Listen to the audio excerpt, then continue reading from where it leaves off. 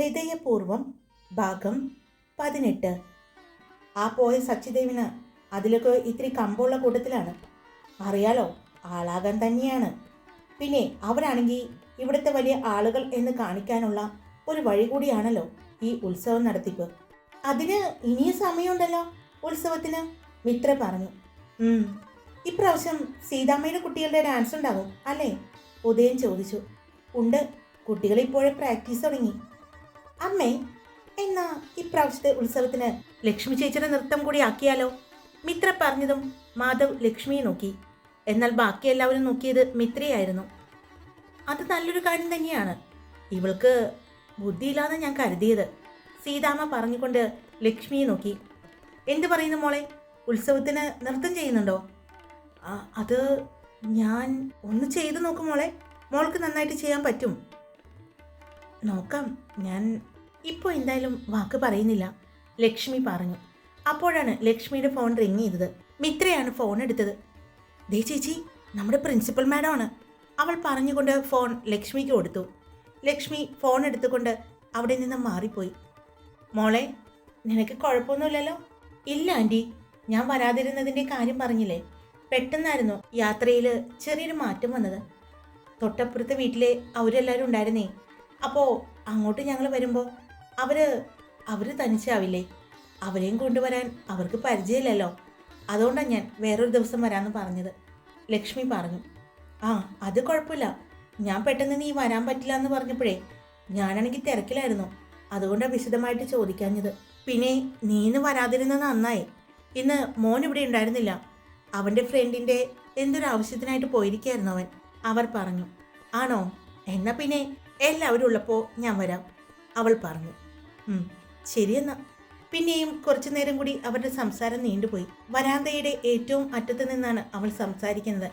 അപ്പോഴാണ് റോഡിലൂടെ നടന്നു പോകുന്ന ഉദയനും മാധവും അടക്കം അവരുടെ കൂട്ടുകാരെ എല്ലാവരെയും അവൾ കാണുന്നത്.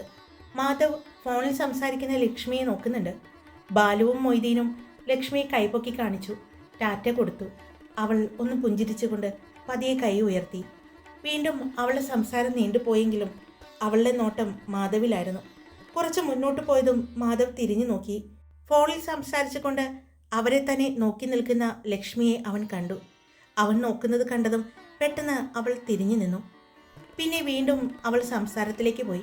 സംസാരമെല്ലാം കഴിഞ്ഞ് ലക്ഷ്മി വരുമ്പോൾ വരാന്തയിലിരുന്ന് സംസാരിക്കുന്ന മാധവിൻ്റെ അച്ഛനെയും അമ്മയെയും, മാഷച്ചനെയും ടീച്ചറമ്മയെയും സാന്ദ്രയെയും മനുവിനെയും മിത്രയെയും എല്ലാം കണ്ടു. അപ്പോൾ ഇനി എന്നാ മോളുടെ അടുത്ത ഡാൻസ് കാണാൻ പറ്റുമോ? ഇനി എല്ലാ ശനിയും ഞായറും മോള് കൂടി കയറ്. ഇപ്പോൾ കുട്ടികൾ കൂടുതലുണ്ടേ, എനിക്ക് എല്ലാവരും കൂടി പറ്റാതെയായി. ഇപ്പോൾ എനിക്കൊരു ഡാൻസ് ടീച്ചറെ കിട്ടിയല്ലോ, സീതാമ്മ പറഞ്ഞു. അമ്മ ആള് കൊള്ളാലോ, ചുളിവിന് ഒരു ടീച്ചറെ ഒപ്പിച്ചു അല്ലേ? മിത്ര പറഞ്ഞതും നീ പോടി അവിടെ നിന്ന്. മോളെ ലക്ഷ്മി, ഞാൻ നിനക്ക് ശമ്പളം തരാം, നീ കുട്ടികളെ പഠിപ്പിക്കാൻ കൂടാവോ? എനിക്ക് ഒറ്റയ്ക്ക് പറ്റാഞ്ഞിട്ടാണ്, കുട്ടികൾ കൂടുതലുണ്ടേ. ഇപ്പോൾ പിന്നെ പറഞ്ഞതുപോലെ ഉത്സവം കൂടി ആയതുകൊണ്ടേ കുട്ടികൾ കുറേ പേരുണ്ട്, നീ കൂടി ഉണ്ടെങ്കിൽ എനിക്കൊരു സഹായമാവും, സീതാമ്മ പറഞ്ഞു. അയ്യോ സീതാമ്മേ, എനിക്ക് ശമ്പളമൊന്നും വേണ്ട, ഞാൻ വന്ന് സഹായിക്കാം. ശനി ഞായറല്ലേ ഉള്ളൂ, പിന്നെ അവധി ദിവസങ്ങളിലും ഞാൻ വന്ന് സഹായിച്ചോളാം, അതിനെനിക്ക് പൈസയൊന്നും തരണ്ട, അവൾ പറഞ്ഞു. അത് പറ്റില്ല, മോള് ചെയ്യുന്നത് ഒരു തൊഴിലാണ്, ആ തൊഴിലിന് നിനക്ക് അർഹിക്കുന്ന ഒരു വേതനം കിട്ടണം, അതുകൊണ്ട് നിനക്ക് സഹായിക്കുന്നുണ്ടെങ്കിൽ പൈസ വാങ്ങി പറ്റൂ, സീതാമ്മ പറഞ്ഞു. ചേച്ചി വാങ്ങാന്ന് പറ, ചേച്ചിക്ക് വേണ്ടെങ്കിൽ എനിക്ക് തന്നാൽ മതി, മിത്ര പറഞ്ഞു. എന്തിനാ നിനക്ക് പൈസ? എന്തിനാ പൈസ എന്നോ, എന്തൊരു ആവശ്യങ്ങളാ? നിങ്ങളോട് എത്ര നാളെ ഞാൻ പറയുന്നു എനിക്കൊരു ക്യാമറ വാങ്ങിത്തരാൻ? അറിയാലോ എനിക്ക് ഫോട്ടോഗ്രാഫി ഒത്തിരി ഇഷ്ടമാണെന്ന്, നിങ്ങൾ വാങ്ങി തന്നില്ലല്ലോ, അപ്പോൾ ഞാൻ വാങ്ങാനാണ്. അതിന് മിത്ര ചേച്ചിക്ക് ആവശ്യമില്ലെങ്കിൽ ആ പൈസ എൻ്റെ ക്യാമറയിലേക്ക് ഡെപ്പോസിറ്റ് ചെയ്യാം, പിന്നീട് നല്ല ഫോട്ടോസുകളായിട്ട് ഞാൻ അതിന് ഇൻട്രസ്റ്റ് ആയിട്ട് തിരിച്ചു തരാം, മിത്ര പറഞ്ഞു. അത് പറഞ്ഞപ്പോഴോർത്തത്, മോളെ ലക്ഷ്മി, നീ എനിക്ക് ഒരു ഉപകാരം കൂടി ചെയ്യണം. നീ ഇവിടെ ക്ലാസ് ടീച്ചറാണെന്നല്ലേ പറഞ്ഞത്? ഇവിടെ വരുമ്പോൾ ഒരു വക പഠിക്കുന്നില്ല, ട്യൂഷന് വിടുന്നില്ല. ഈ സാന്ദ്രമോളാണ് പഠിപ്പിച്ചുകൊണ്ടിരുന്നത്. പക്ഷേ എന്താ കാര്യം, രണ്ടുപേരും സംസാരിച്ചുകൊണ്ടിരിക്കുന്നു. പിന്നെ എന്തെങ്കിലും ചെയ്തിട്ടുണ്ടെങ്കിൽ സാന്ദ്രമോൾ പറയുകയില്ല. അതുകൊണ്ട് സാന്ദ്രമോളുടെ അടുത്ത് നിന്ന് ട്യൂഷൻ മാറ്റിയാലോ എന്ന് ഞാൻ ആലോചിക്കുന്നത്. മോൾ ഏറ്റെടുക്കുന്നോ? ഈ സാധനത്തിനെ? സീതാമ്മ ചോദിച്ചതും അതെങ്ങനെയാ അമ്മേ? ചേച്ചിക്ക് അമ്മയെ സഹായിക്കണ്ടേ ഡാൻസിൽ? അപ്പോൾ പിന്നെ എങ്ങനെയാ എന്നെ പഠിപ്പിക്കുന്നത്? ഞാൻ തന്നെ പഠിച്ചോളാം. സംശയങ്ങളുണ്ടെങ്കിൽ 2 ടീച്ചർമാരല്ലേ ഉള്ളത്, ഞാൻ ചോദിച്ചോളാം. പിന്നെ എന്തിനാ എനിക്ക് ടീച്ചർമാർ? ആ പോയ മുതലില്ലേ എൻ്റെ വല്യേട്ടൻ, അത് വന്നാൽ മതിയല്ലോ. ഓ, വരുമ്പോഴേക്കും ഞാൻ കിടന്നുറങ്ങുന്ന പാട് എനിക്കറിയാം. അത്രയും നേരത്തെ ഒന്നും ഞാൻ കിടന്നുറങ്ങാറില്ല. പക്ഷേ വല്യേട്ടനെ പേടിച്ച് ഉറങ്ങി ഉറങ്ങി ഇപ്പോൾ ശീലമായിക്കൊണ്ടിരിക്കുകയാണ്. അവൾ പറഞ്ഞതും അതെന്താ കഥ? ടീച്ചറമ്മ ചോദിച്ചു. അതോ, മാധവ് വന്നു കഴിഞ്ഞാൽ ഇവളെ പഠിപ്പിക്കാനിരുത്തുന്ന സ്വഭാവമുണ്ട്. ഇവളെ മാത്രമല്ല മനുവിനെയും. അതുകൊണ്ട് അവൻ വരുന്നതിന് മുമ്പ് ഇവള് കയറി കിടന്നുറങ്ങും. മനു പിന്നെ കുഴപ്പമില്ല, എന്നാലും ഇടയ്ക്ക് അവൻ കുത്തിപ്പൊക്കാൻ നോക്കും. പിന്നെ ഉറങ്ങുന്നത് കാണുമ്പോൾ എന്നോട് പറയും, സാരല്ല ഒന്ന് ശ്രദ്ധിച്ചാൽ മതി എന്ന് പറഞ്ഞ് അവൻ പോയി കിടക്കും. പക്ഷേ അവനങ്ങ് മാറിക്കഴിഞ്ഞാൽ ഇവള് കണ്ണ് തുറക്കുന്നത് ഞാൻ കണ്ടിട്ടുണ്ട് പലപ്പോഴും, സീതാമ്മ പറഞ്ഞു. അത് പിന്നെ കഷ്ടപ്പെട്ട് രാവിലെ പോയിട്ട് വൈകുന്നേരം ഏട്ടൻ തിരിച്ചു വരുമ്പോൾ എന്നെയും കൂടി പഠിപ്പിക്കണമെന്ന് പറഞ്ഞാൽ അത് കണ്ണിച്ചോരയില്ലാത്ത പരിപാടിയല്ലേ ടീച്ചറമ്മേ? അല്ലേ മാഷേച്ച? അപ്പോൾ ഏട്ടനെ സഹായിക്കാൻ വേണ്ടിയാ ഞാൻ ഉറങ്ങുന്നതായിട്ട് അഭിനയിക്കുന്നത്. മിത്രയുടെ സംസാരം കേട്ട് എല്ലാവർക്കും ചിരി വന്നു. വീണ്ടും കുറേ നേരം അവരുടെ സംസാരം നീണ്ടുപോയി. സന്ധ്യയ്ക്ക് വിളക്ക് വയ്ക്കാൻ നേരത്തും മാധവനും കൂട്ടരൊന്നും തിരിച്ചു വന്നിട്ടുണ്ടായിരുന്നില്ല. 7:30 കൂടിയാണ് മാധവനും ഉദയനുമെല്ലാം വരുന്നത്. വന്നപ്പോഴേ രണ്ടുപേരുടെയും മുഖം ദേഷ്യം കൊണ്ട് വലിഞ്ഞു മുറുകിയിരിക്കുന്നത് കണ്ടതും പുറത്തിരുന്ന മാഷച്ചനും മാധവിൻ്റെ അച്ഛനും എന്താടാ, എന്താ പറ്റിയേ?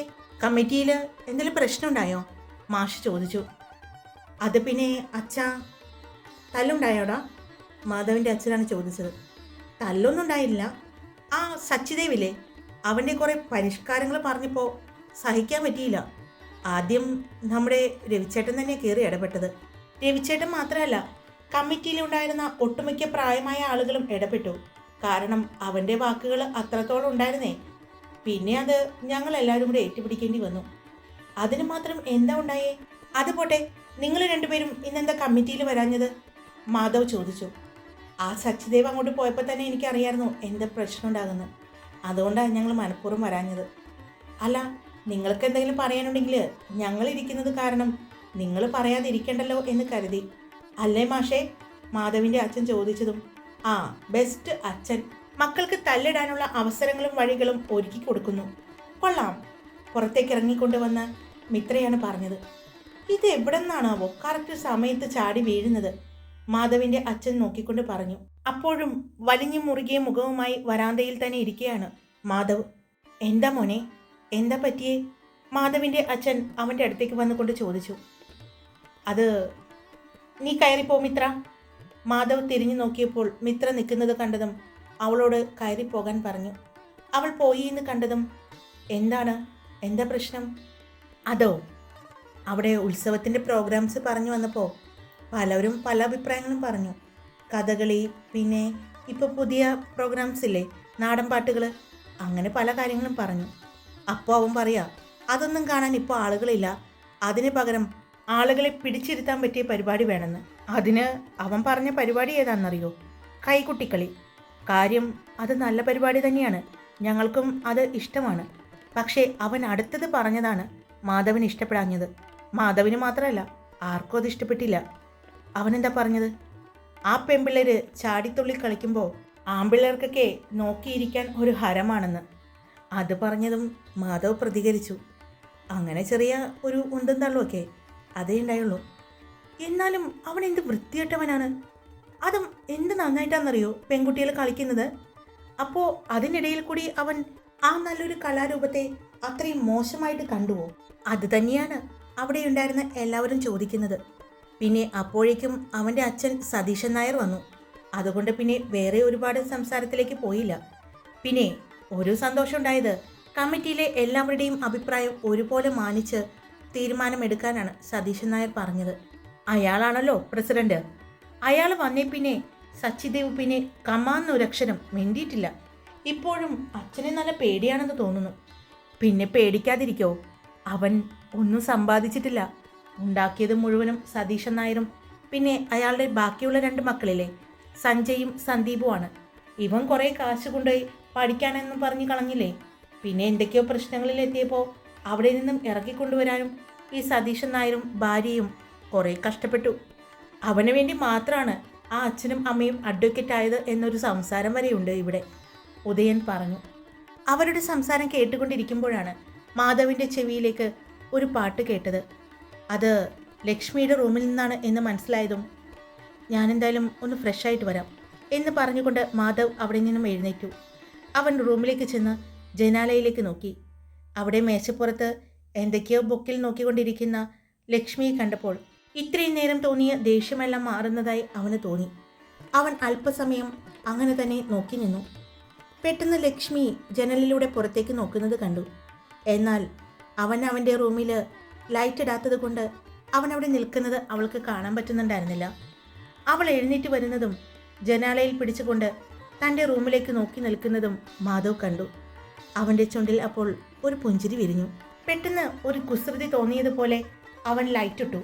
ആ റൂമിലെ ലൈറ്റ് തെളിഞ്ഞതും അവൾ പെട്ടെന്ന് മറഞ്ഞു നിൽക്കുന്നത് അവൻ കണ്ടു. അത് കണ്ടതും അവന് ചിരി വരുന്നുണ്ടായിരുന്നു. അവൻ പിന്നെ അവിടെ നിന്നില്ല. താൻ അവിടെ ശ്രദ്ധിക്കുന്നുണ്ടെന്ന് അറിഞ്ഞു കഴിഞ്ഞാൽ പെണ്ണെങ്ങാനും ജനാല തുറന്നില്ലെങ്കിലോ എന്ന് തോന്നി. അവൻ ബെഡിൽ വന്നിരുന്നു. ഫോണെടുത്ത് ഇന്ന് രാവിലെ ഉണ്ടായിരുന്ന ഫോട്ടോസ് എല്ലാം നോക്കി. അവന് ഏറ്റവും ഇഷ്ടപ്പെട്ട വീഡിയോ ആയിരുന്നു. അത് ഓപ്പൺ ചെയ്ത് നോക്കി. ആ പൂക്കളുടെ ഇടയിലൂടെ നടക്കുന്ന അവളുടെ പുറകിലായി നടക്കുന്ന താൻ, അവൾ വീഴാൻ പോയപ്പോൾ കയ്യിൽ പിടിച്ചത് എല്ലാം അവൻ്റെ മനസ്സിലേക്ക് കടന്നു വന്നു.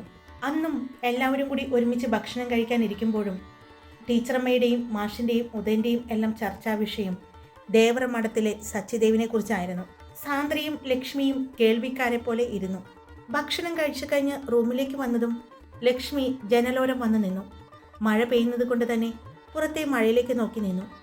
ഇടയ്ക്ക് അവൾ പോലും അറിയാതെ അവളുടെ കണ്ണുകൾ മാധവിൻ്റെ റൂമിലേക്ക് പോയി.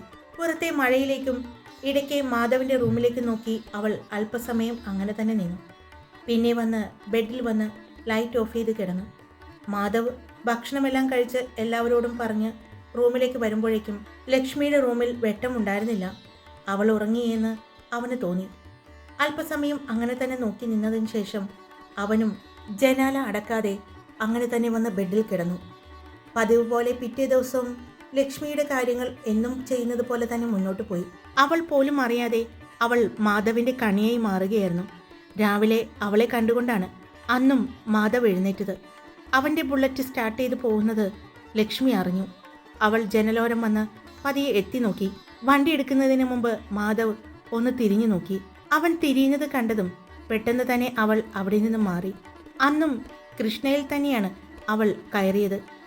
അന്ന് അവൾക്കെന്തോ മാധവിൻ്റെ സീറ്റിൻ്റെ പുറകിൽ നിൽക്കാൻ വല്ലാത്തൊരു ബുദ്ധിമുട്ട് തോന്നി. അവൾ കുറച്ച് മാറി നിന്നു. മാധവ് അവൾ വന്ന് നിൽക്കുന്നത് നോക്കിയെങ്കിലും അവളെ കാണാതായതും അവന് എന്തോ ദേഷ്യം തോന്നി. നല്ല തിരക്കുള്ള സമയമായതുകൊണ്ട് തന്നെ ആ തിരക്കിൽ അവന് അവളെ കാണാൻ സാധിച്ചില്ല. ആ ദേഷ്യം അവൻ സ്റ്റിയറിങ്ങിലും മറ്റും തീർക്കുന്നുണ്ടായിരുന്നു. ഇതെല്ലാം ശ്രദ്ധിച്ചുകൊണ്ട് മിത്ര മുന്നിൽ തന്നെയുണ്ടായിരുന്നു. എന്നാൽ സിത്താര അവൻ്റെ ഭാവങ്ങൾ നോക്കിക്കാണുകയായിരുന്നു.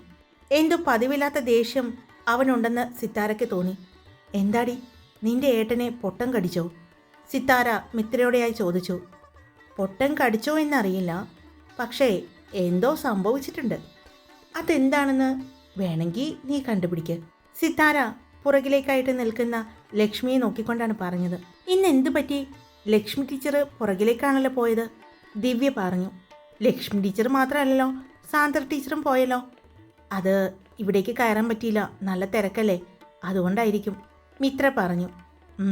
സ്കൂളിൻ്റെ സ്റ്റോപ്പ് എത്തിയതും എല്ലാവരും ഇറങ്ങുന്നത് മാധവ് തിരിഞ്ഞിരുന്ന് നോക്കി. അവൻ്റെ കണ്ണുകൾ തേടിയ ആളെ കണ്ടതും പെട്ടെന്ന് അവന് ദേഷ്യം തോന്നി. ആ സമയം തന്നെയാണ് ലക്ഷ്മിയും അവനെ നോക്കിയത്.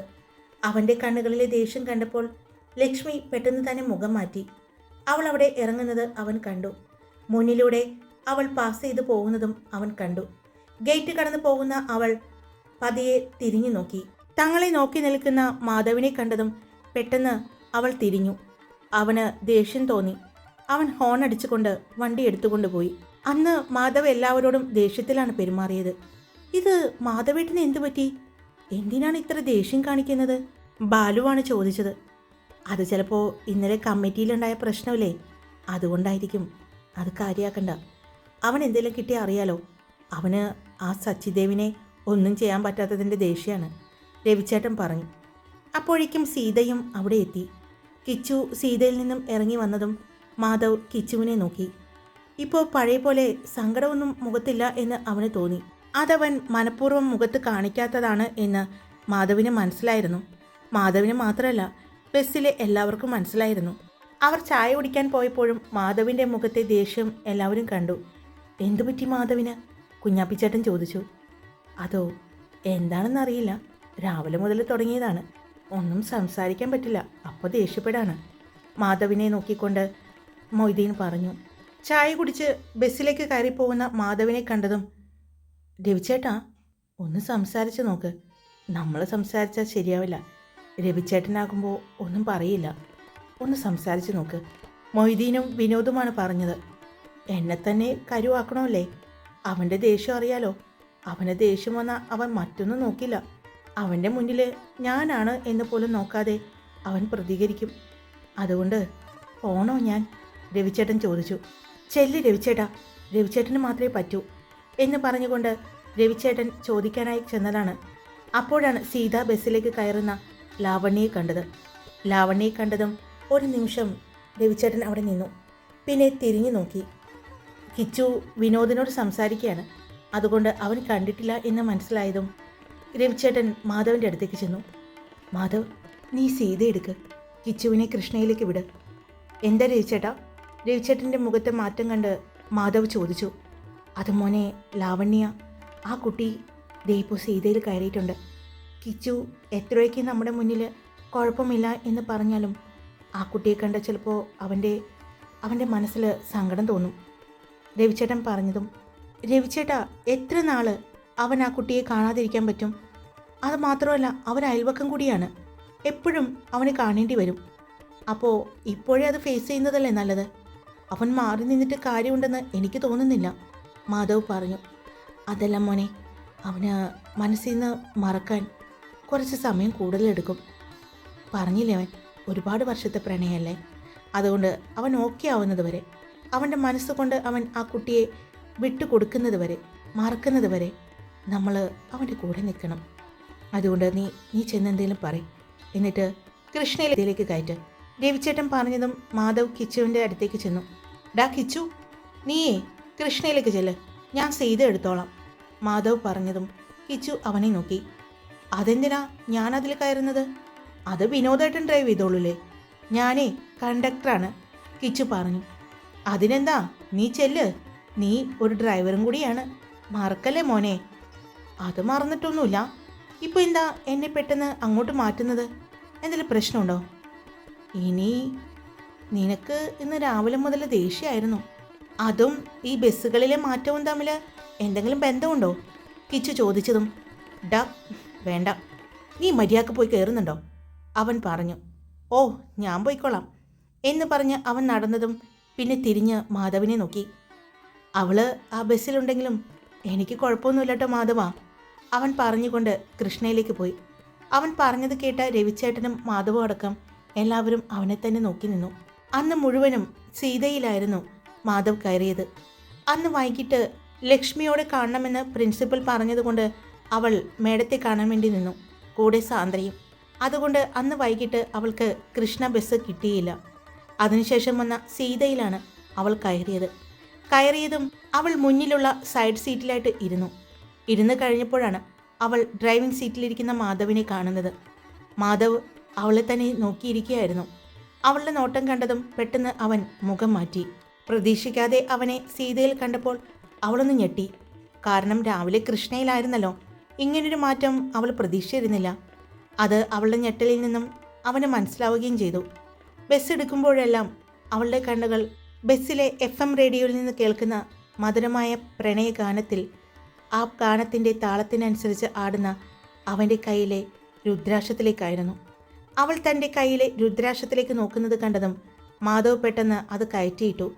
അത് തിരിച്ച് ആ രുദ്രാക്ഷം അവൾ കാണാതെ മറച്ചു. അത് കണ്ടതും അവൾ അവനെ ഒന്ന് കൂർപ്പിച്ച് നോക്കി. ആ സമയം അവനും അവളെ നോക്കി. അവളുടെ കണ്ണുകൾ കൂർപ്പിച്ചുള്ള നോട്ടം കണ്ടതും മാധവ് ആദ്യമായിട്ട് കാണുന്ന ആ ഭാവത്തെ അത്ഭുതത്തോടെയാണ് നോക്കിയത്. അവൻ നോക്കുന്നത് കണ്ടതും അവൾ പെട്ടെന്ന് മുഖം മാറ്റി പുറത്ത് പെയ്യുന്ന മഴയിലേക്ക് നോക്കിയിരുന്നു. ഹായ്, എല്ലാവരും സുഖമായിട്ടിരിക്കുന്നോ? ഞാൻ സുഖമായിട്ടിരിക്കുന്നു. അപ്പോൾ സ്റ്റോറി ഇട്ടിട്ടുണ്ടേ, ഇഷ്ടപ്പെട്ട ലൈക്ക് ചെയ്യാൻ മറക്കരുത് കേട്ടോ. നിങ്ങൾ തരുന്ന ലൈക്കാണ് എനിക്ക് ഏറ്റവും സപ്പോർട്ട്. ഇപ്പോൾ സമയം 2:28 രാവിലെയാണ്. ഞാൻ ഉറങ്ങിയിട്ടില്ല. ഇത്രയും കഷ്ടപ്പെട്ട് ഈ വീഡിയോ ഒക്കെ ചെയ്യുമ്പോൾ നിങ്ങളുടെ ഒരു ലൈക്കും കമൻറ്റും ഒക്കെ എനിക്ക് തരാം അല്ലേ? അപ്പോൾ നിങ്ങൾക്ക് ഇഷ്ടപ്പെട്ട ലൈക്ക് ചെയ്യാനും ഹൈപ്പ് ചെയ്യാനും നിങ്ങളുടെ അഭിപ്രായങ്ങൾ കമൻറ്റ് ചെയ്യാനും സബ്സ്ക്രൈബ് ചെയ്ത് കേൾക്കുന്നവരുണ്ടെങ്കിൽ സബ്സ്ക്രൈബ് ചെയ്യാനും മറക്കല്ലേ. Love you all. It's me, Karthika.